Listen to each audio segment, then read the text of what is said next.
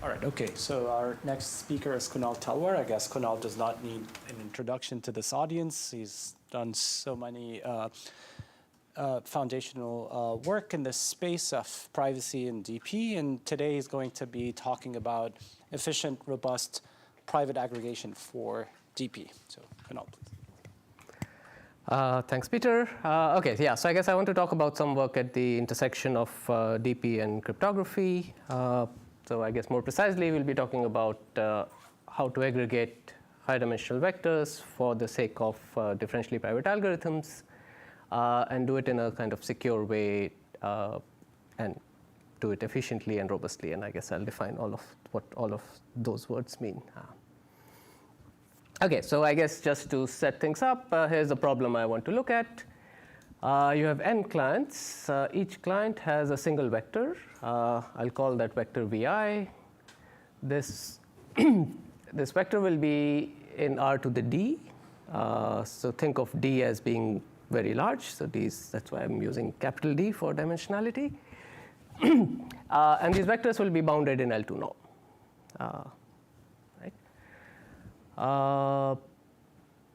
I guess I'll keep saying real vectors. What I really mean is fixed precision vectors. So I guess just think of these vectors as some bounded precision vectors. So these don't have infinite bits of precision. They have some reasonably large number of bits of precision.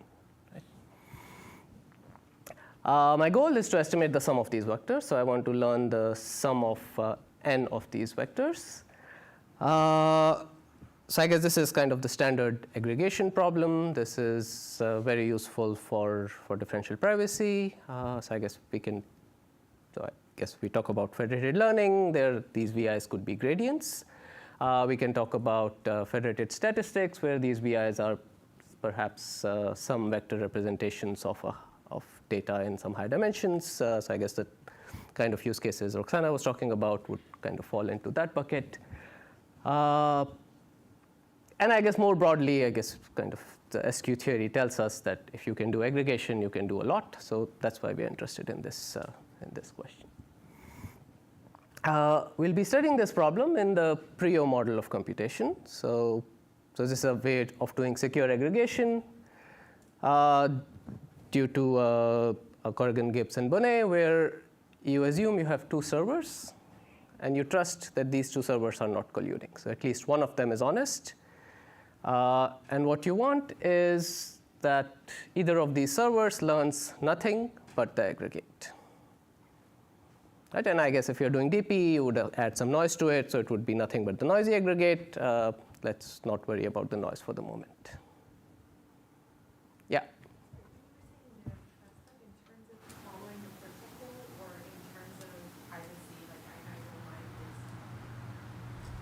Very good question, yeah. So I guess the trust here just means that at least one of the servers will, I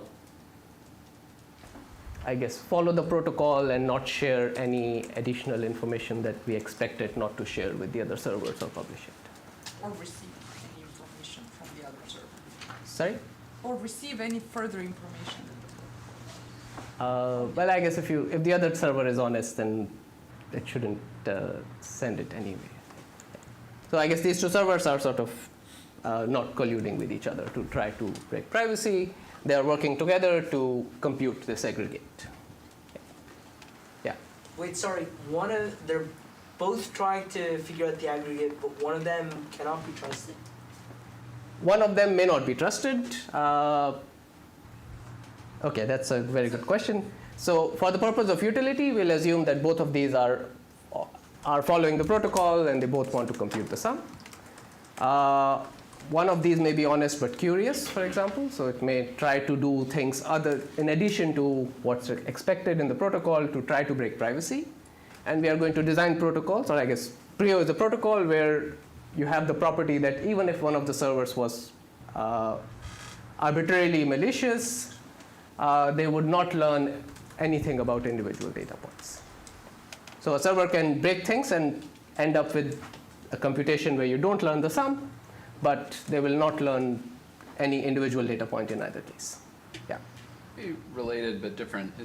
Do we assume that if a client communicates with one, they will successfully communicate with together also? Like, do we Very deal- good question, Do we have yes. to deal with sort of clients that flake out halfway through? Yeah, so that's a very good question. So I guess that's needed for utility, not for privacy. I guess in this Right. talk, so for utility, I guess the way the PPM standard, I guess, so there's an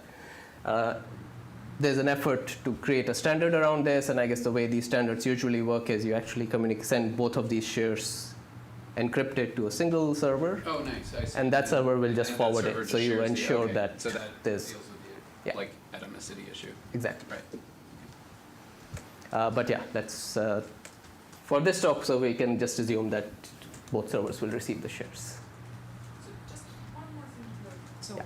your statement is even if one server is malicious and as long as the other one is at most honest or curious, you still get your The other one is honest. Or they shouldn't collude. That's sort of the. they shouldn't collude. So I guess yeah, if the one server says, "Oh, I am malicious, I'll just publish all the shares," then the Yeah, other but server honest will or learn stuff as well. Behaves within the scope of the protocol. So Within the scope of the protocol, yeah, I guess the property these protocols have in general is that even if this server were to kind of misbehave but follow the protocol, the other server will not learn anything. Yeah. Okay, good. So how do we do that? So the way Prio does this is, so I guess Prio is a protocol that's designed to solve problems such as this. Actually, it really focuses, the first paper really focuses on aggregation over a finite field. So if you have vectors over f to the d, what Prio does is each of these clients will send a random vector to one of the servers and send vi minus that random vector to the other server. Now, marginally, both of these additive secret shares are uniformly random, so neither of the servers gains any information about the original data. But when you add up all of these, you get the aggregate. Right? So that's roughly how Prio works. One challenge with Prio, as soon as you try to do this, one challenge is that one single client can send an arbitrary contribution. Right? So if one client was malicious, or maybe misconfigured, or buggy for some reason, you may end up with something that looks very, very different from the real sum.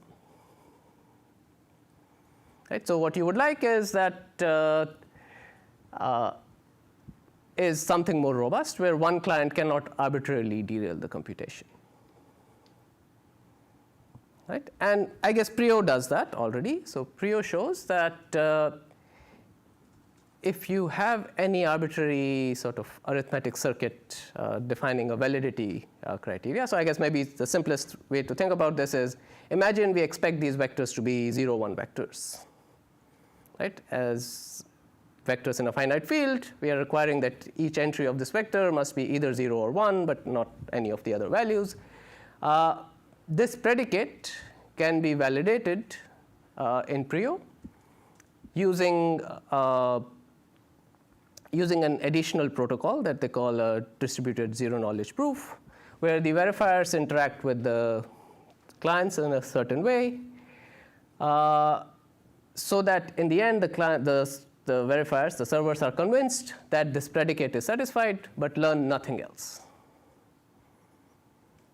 Right? So over a finite field, I can ensure that for pretty much any validity predicate, I can ensure that that this predicate is satisfied. Yeah. Is the predicate typically that the value lies in the ball, the original ball? Very good question. So Prio only works over finite fields, so it can validate any arithmetic circuit over the finite field. And I guess what we'll be talking about in the next slide is how can we use this to handle problems over the real numbers, right? Okay, so maybe just stepping back for a moment, if all I had to do was add real numbers or small integers, I could just embed those integers in a very large finite field. That's large enough so that when I add n of these numbers, there's no overflow, and I would get the sum of these vectors, right? However, the validity predicate that I'm interested in, which is that the L2 norm over reals is bounded, is not a predicate over the finite field. Right? So, of course, this is not a new problem. People have thought about this question before. And broadly, there is a number of approaches that have been studied in the past. One approach is to kind of, instead of encoding my integer as a finite field element, I can encode each bit of my integer as a finite field element. I can prove that each of those things I'm sending is a bit. And I can ensure that most of them are 0 beyond a certain point. So I can ensure bounds and then actually get proofs. The downside of that is that now instead of sending one field element per coordinate, I'm sending maybe 20 field elements per coordinate. Right? So this is very, very expensive from a communication point of view. There are other approaches based on kind of doing secret sharing over F2 instead of FQ, and then doing some crypto magic to translate these shares from Boolean shares to FQ shares. Those things can work, but they replace the client-to-client communication, client-to-server communication by a large server-to-server communication. So this is also, so I guess this reduces the client-server communication, but has a very large server-to-server communication. Finally, there was another approach where we actually just do secret sharing over reals instead of finite field. And that gives you sort of a differential privacy type security guarantee, which is fine. The existing approaches for that actually give you kind of weak robustness in the sense that if my vector had norm 1, those things ensure that if you send a vector of norm 500, you will get caught and you won't be able to send it. But perhaps if you send a vector of norm 50, you may still go through. So you lose a fair bit in robustness there. So the first work I want to talk about is joint work with Guy Rothblum, Eran Omri, and Junior Chen, where we gave a new protocol for the Euclidean norm verification, where you still just send d field vectors, so one field vector per coordinate. And then you can still do validity proofs with only square root d additional communication. So the communication overhead for doing for ensuring robustness is actually very small.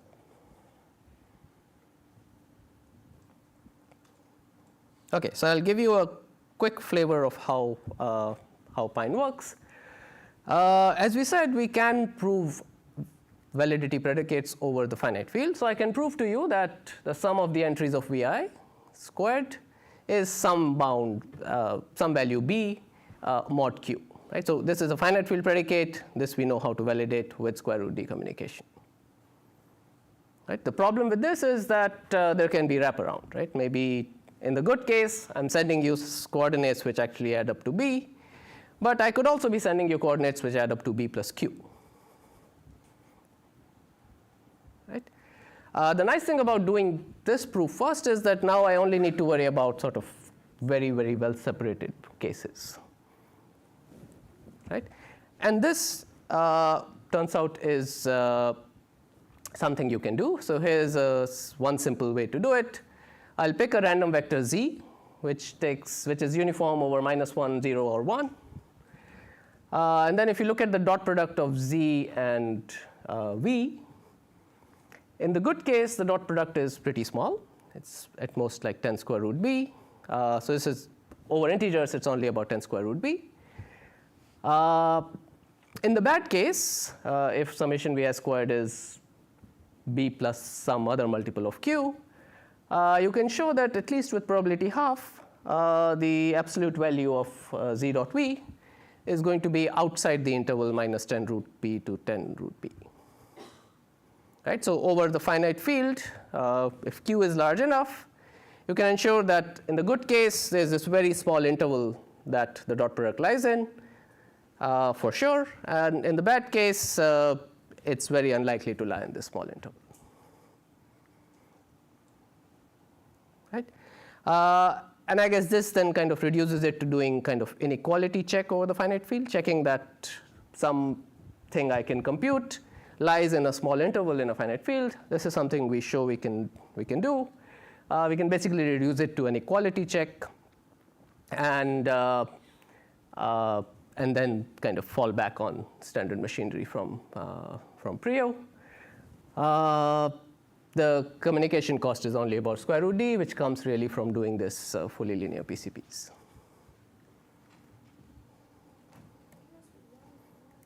Yeah. Oh, very good question. So as I phrased it, this is multi-round, but you can just Fiat Shamir it, and it can all be done in. So yeah, I guess in practice you would do it all in single round. Yeah. Yeah. How general is this technique? Does it also transfer to, say, standard zero knowledge proofs for norm bounding? Sorry, could you say that again? Do these techniques also translate to standard zero knowledge proofs for norm bounding, let's say in the single server case? Or is it really like very Prio specific? Good question. I guess I would say even the fully linear PCPs are kind of very specific to the two server case because they're kind of working over the secret shares. So I wouldn't know how to translate these to a single server case, but maybe there's a way. I guess perhaps there's some way to combine this with some additively homomorphic encryption to actually do this in a single server case as well. Not sure. Yeah. How do you go from an inequality to an equality without ballooning the depth of the circuit? Good question. So I guess in short, the way we do it is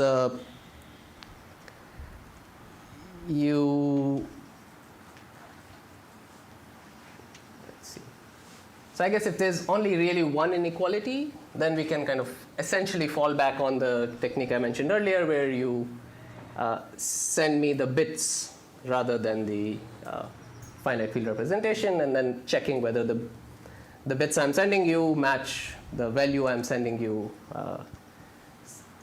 is a linear check that's easy to do. Saying a Boolean comparison circuit is what you're going to do, and that's going to have like a bounded depth. Yeah, I think that makes sense. Yeah. So I guess you don't really need a circuit. You basically just reduce it to checking a linear condition and checking that something I send you is a 0-1 vector. Okay. This is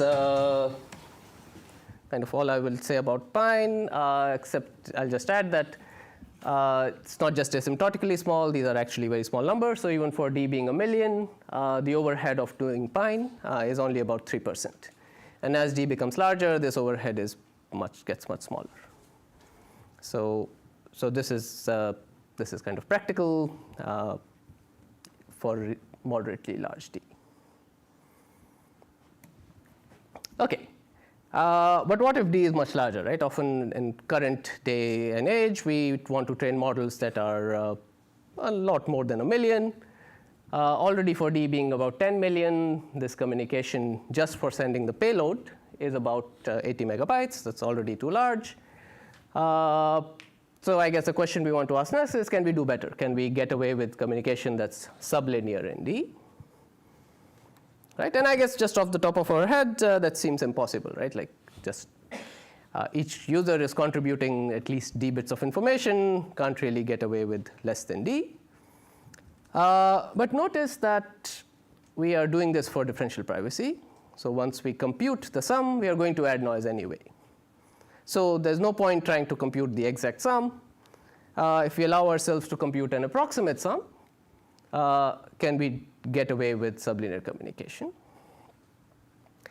So that's what we are going to do. So we are going to compute a differentially private noisy aggregate, and our goal will be to make sure that the error in the aggregate is not much larger than the error you would have had if you had just added noise for privacy.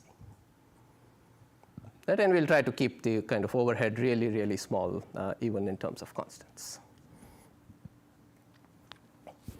So this is what we do in this work called Preamble, joint with Vitali, Hilal, Hannah Keller, who just graduated from Aarhus, and Guy Rothblum.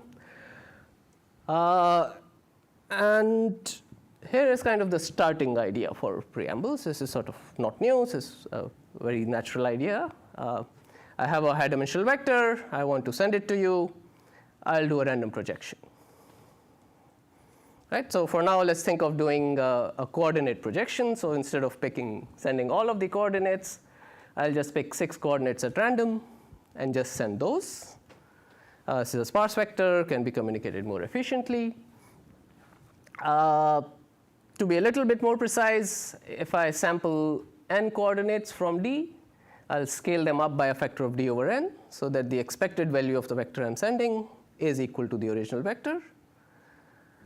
And then I guess the variance gets smaller if I add enough of these vectors. And I guess it turns out that if n is the number of users and n is the number of coordinates, if these two match up, then the noise is small compared to the DP noise variance. Right? So basically, if I have a d-dimensional vector, if I'm going to be aggregating n of them, I only need to send about n coordinates each. Okay, so does that solve the problem? So I still have some time left, so likely the answer is no. And here's why. So I guess the first issue is that the vectors which were norm 1 originally now have a norm which is a lot larger than 1, because I'm scaling them up to get the expectation to be correct. So from a privacy point of view, my sensitivity has gone up significantly, which means I'll have to add a lot more noise. And this is true even if the vector was like really balanced. If all of the coordinates were 1 over root d, this would still be a problem. But I guess we know about privacy amplification by sampling. If I'm picking coordinates at random, if I could hide which coordinate I sent, I would be able to use tools from privacy amplification by sampling. And it turns out that if you do the analysis carefully, this balances perfectly. So this privacy amplification by sampling that you get basically allows you to recover exactly the same noise as you had before.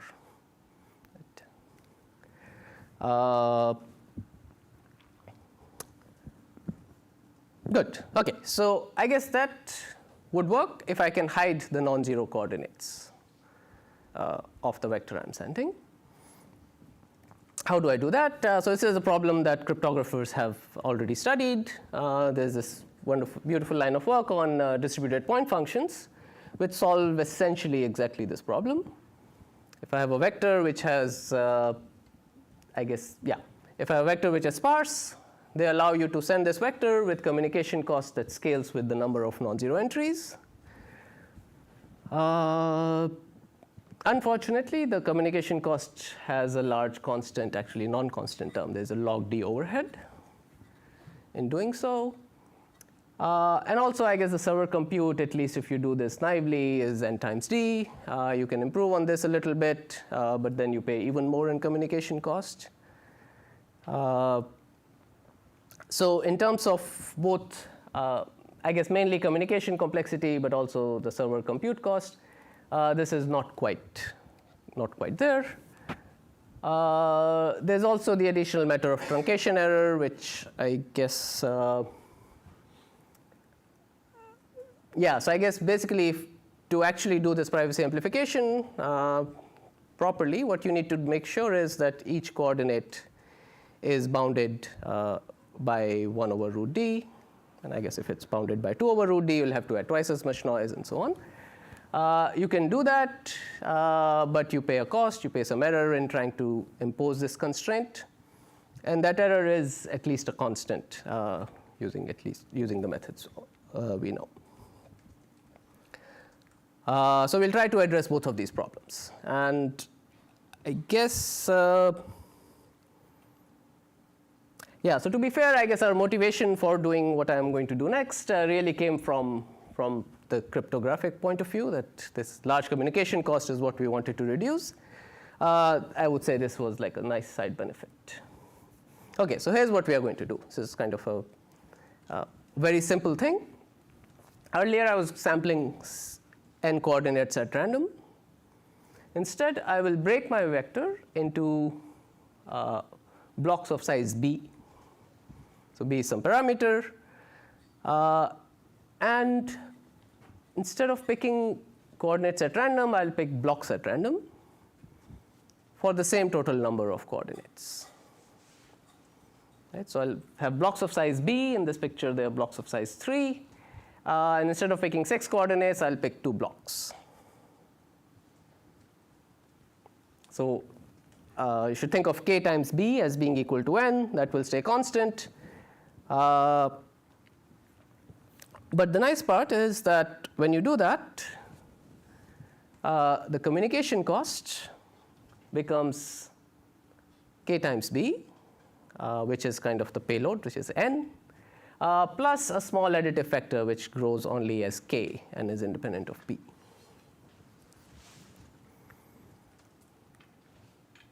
So essentially what that does is allows me to do communication which is just linear in the number of, is actually just essentially equal to the number of field elements that I'm going to send, which is n. This term can be made small. The other side benefit is you can also, and I guess you can do this while preserving the server computation to be also pretty small. Kind of d is more or less the best we can hope for. There's just a small additional overhead on top of that. Yeah? I previously thought you were saying the log d factor was the problem in the previous. Yes, so the log d factor was hitting k times b. So k times b is n. Now the log d factor is just hitting k. So this is now a lower order term. So the log d is still there, but like for practical values of b, this is basically negligible compared to this.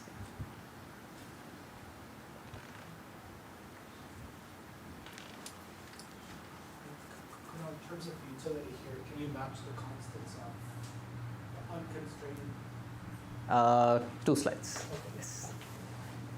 Okay, so I guess the other side benefit of this is that the truncation error is now smaller. So I guess what is, so just let me say a little bit about what truncation means. So we had this vector whose L2 norm was at most 1. If you apply a random rotation, what that means is that most coordinates are about 1 over square root d. If I do block sampling, I need to actually make them actually 1 over square root d, or maybe some constant c times square root d. And this blue curve is how much error that incurs. Right? So I guess even if I take c to be about 2, I'm incurring a non-trivial error in doing this truncation. When I do block-based sampling, I can actually truncate at the level of blocks. I only need to ensure that each block has norm which is close to what I expect it to be. And that, as you can see, basically gives me essentially 0 error even at blocks of size 1,000. Right, so this overhead more or less goes away. C is the value that I truncate at. So I guess instead of really truncating at exactly 1 over root d or root b over root d, I'll allow myself a little bit of wiggle room, and that wiggle room that C will also impact the privacy noise that I add. So without blocking, I either incur a very large error or I incur a larger privacy error. With blocking, I can keep the privacy overhead to be basically negligible, and I'm not incurring any truncation error either. Just so I understand, this whole thing is part of, say, one step. What goes on in one step, say, of GBSGB? Yeah. Okay. Are you making some assumption about the sample that is participating in this batch? No. So I guess this is just aggregation of n clients. And I guess if we had some assumptions about that, and then we do the full DPSGD analysis, we would be able to take into account all of that.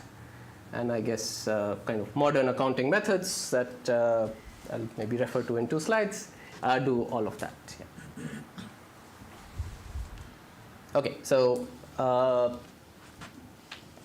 actually on this slide. So I guess I kind of pretended that this privacy amplification by sampling just works. It doesn't, or it didn't until last year, or at least incurs a non-trivial overhead in terms of communication. But I guess recent work by Moshe and Vitali that Vitali talked about on Monday basically addresses exactly this kind of sampling, where I pick a fixed number of blocks at random. So this is not quite Poisson sampling. This is what they call random allocation sampling or walls in bin sampling. And the privacy analysis that they do shows that basically this is at least as good or even slightly better than Poisson sampling. But we need to use this accounting method for preamble.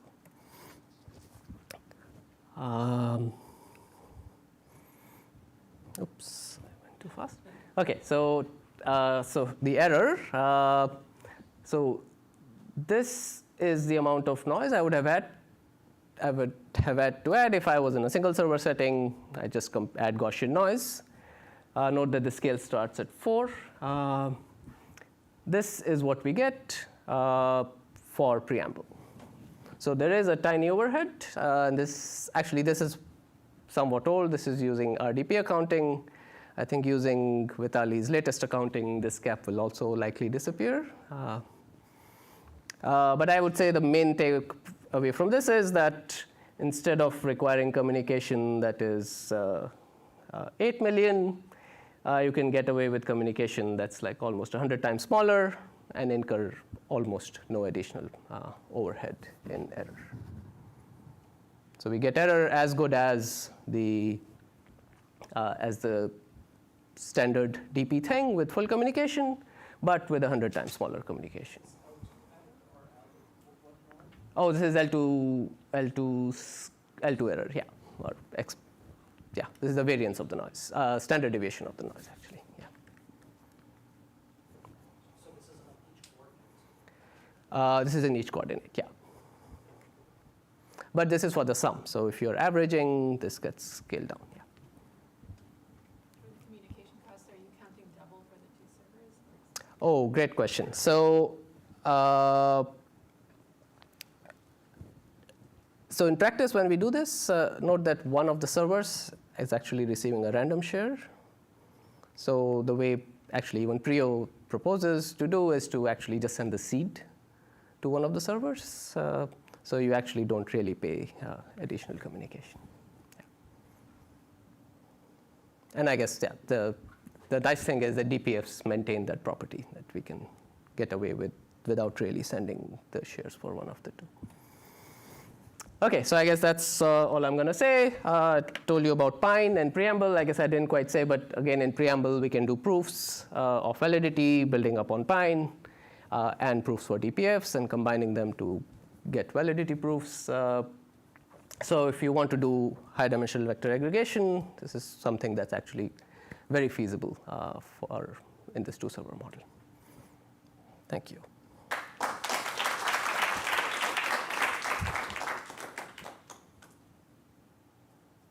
Any final question? All right, we can break for, I think, 20 minutes and then be back for 3 remaining talks.